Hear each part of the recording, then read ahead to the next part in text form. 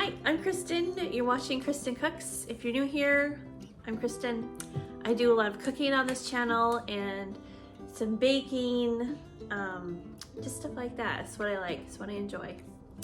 So in today's video, I'm gonna be doing a little bit of food prep. My husband went hunting, his yearly hunting trip with his family, and he asked me to make a few things for the trip. So I made a soup and a couple of other things. So it's just gonna be a prep video. I'm not gonna do much talking or explaining recipes in this video. So it's just gonna be a watch me prep some food, and that's it. So let's get going, and don't forget to subscribe if you like my content.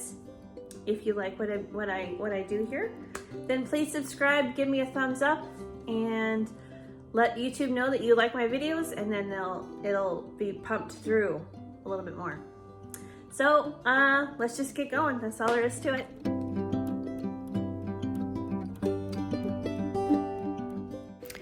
All right, so starting off, I have a chicken noodle soup. This is going to be one of the dinners that he's going to have while he's out there dry camping.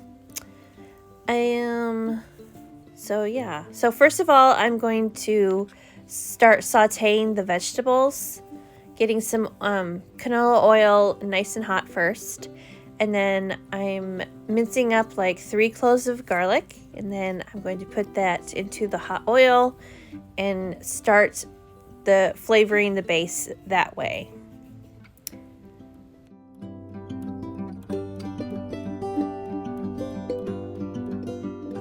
The vegetables I'm using is just celery, carrots, and garlic.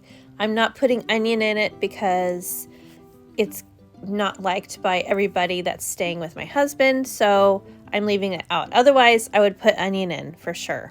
I love onion in chicken noodle soup.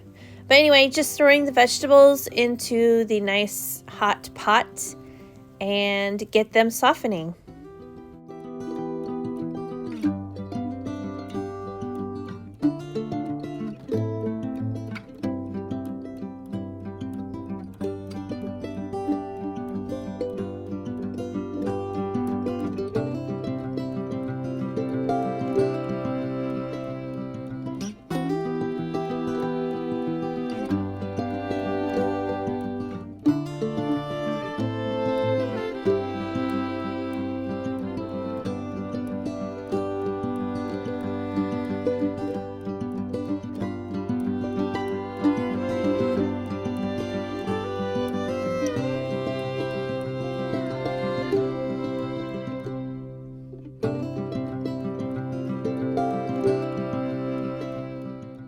And to make the prep for the soup even easier, I'm using a rotisserie chicken.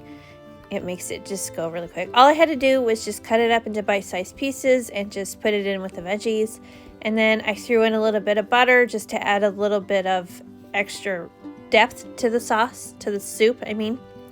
And then added in my chicken broth, covering it until it comes to a boil. And these are the types of noodles I'm using. They're just frozen egg noodles. That's what my husband likes in his chicken noodle soup. So I'm doing that. You could also just leave the noodles out separately, and then they won't soak up all the broth, because I did have to add quite a bit of water back in because the noodles, they soak up a lot of the broth as it's cooking. But anywho, it's all ready. So I'm just going to add it to this big huge mason jar, and that'll fit into the camper fridge and be ready for him when he's ready to eat it for dinner. Also, I'm making chocolate chip cookies. This is a request from my son. He's going with my husband this year, so he wanted chocolate chip cookies. I usually like to ask if there's some kind of treat they want when they're camping, just because, it's just nice to have something extra special when you're camping, not just a bunch of, candy from the store. So his choice was chocolate chip cookies. So I'm making my own brown sugar right here. I like to do that instead of buying it, because then I can make it in bigger quantities when I need it, especially now during like baking season. I bake a lot more during the winter time than, you know, the rest of the year. So I just like to have it available. And also I like to have brown sugar for like oatmeal in the mornings or cream of wheat. That's always a must in the winter time too. So I'm just adding in the sugar however much I want. I measured just enough to put into this 4-cup container, and then you just add that to the mixer, the stand mixer. It's easier that way. You can also mix it by hand, but it's just easier to use the stand mixer, so that's what I did. And then for the molasses, you just add in however much you want, like however, if you want it to be light or dark brown sugar, you just do it like that. So here I'm just getting all the dry ingredients together first. The recipe I follow is just off of the back of the chocolate chip bag. I like the Nestle's brand, so that's what I use. That's what I usually use. Yeah, so, and then I'm just creaming the butter and the white sugar and the brown sugar. And the way I like to make my chocolate chip cookies, I like to add more brown sugar than white sugar, because then the cookies will end up being more chewy than crispy. That's just my preference. You can do it how you like. So I add 1 cup of brown sugar and then a 1/2 cup of white sugar. And that ratio just works really well.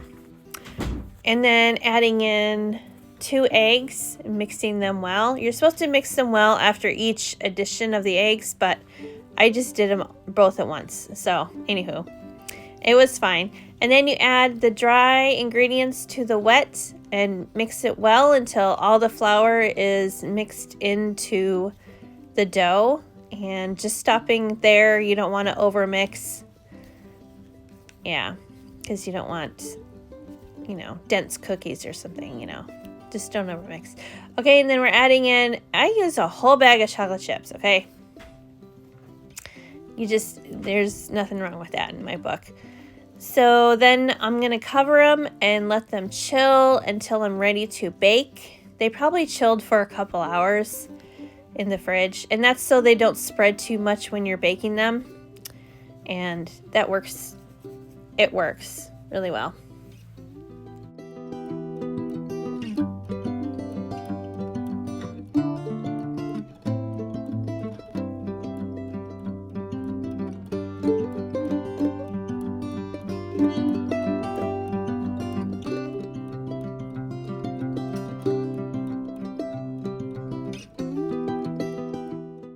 Okay, and then I thought it'd be a good idea to have some ready-made waffles ready for my son, so that in the morning he could just warm them up really quick in the microwave for himself.